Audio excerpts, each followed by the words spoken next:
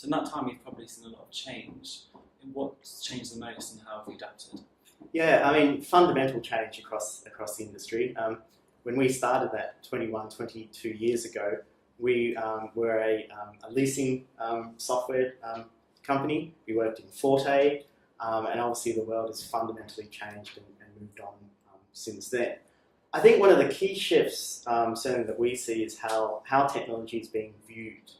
So for a large part of the last 20 years, technology has really been seen as an efficiency play. It's been about how do we use IT and technology to standardize things, to automate things, and it's been focused very much on the back office. And then about 5 years ago, we started seeing the shift to where it was more about engaging with customers, but it was still very much an add-on, an adjunct to traditional businesses. They had their traditional business, and then they had a digital business, a digital play. The real shift that we're seeing now, certainly over the last 1 or 2 years, is that has moved to the next progression. So technology and software is no longer about efficiency per se or add-ons. It now is the business. It's the key enabler and key means in which many different organisations, whether they be commercial, whether they be governmental, whether they be in the social sector, are looking to have an impact in the world. And are there any key sectors which you're working on at the moment? Yeah, it's interesting. So as an organisation, we tend to look within sectors and focus on the players within those sectors that are most ambitious. So for instance, we'll look for those that are the most disruptive, or looking for those that have been the most disrupted and wanting to tackle that. Having said that, there are certainly a few industries and sectors where we're probably seeing the most movement. So one of those is retail. It's a very competitive sector.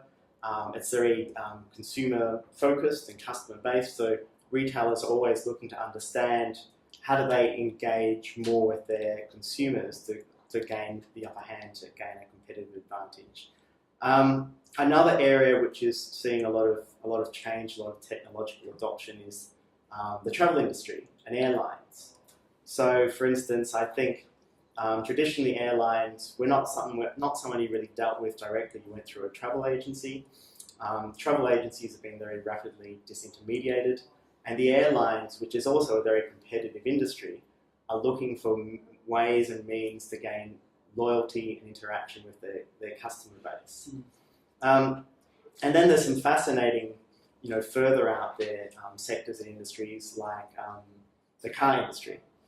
And that's being affected in a number of ways. For instance, a lot of the big manufacturers are now looking to engage directly with potential buyers. So most buyers will look to research their car online with the manufacturer before they make a buying decision.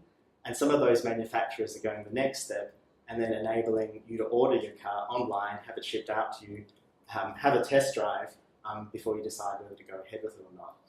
And then, of course, you see the next generation, which is the driverless cars, the likes of Tesla, who really, if you think about it, are a computer that just happens to have a few moving parts. And those organisations are practicing many of the software practices which you see across a whole range of more traditional sectors, where they're constantly pushing updates to the applications running on the vehicles and tuning them based on data that's coming back. So there's some fascinating areas and implications across multiple sectors.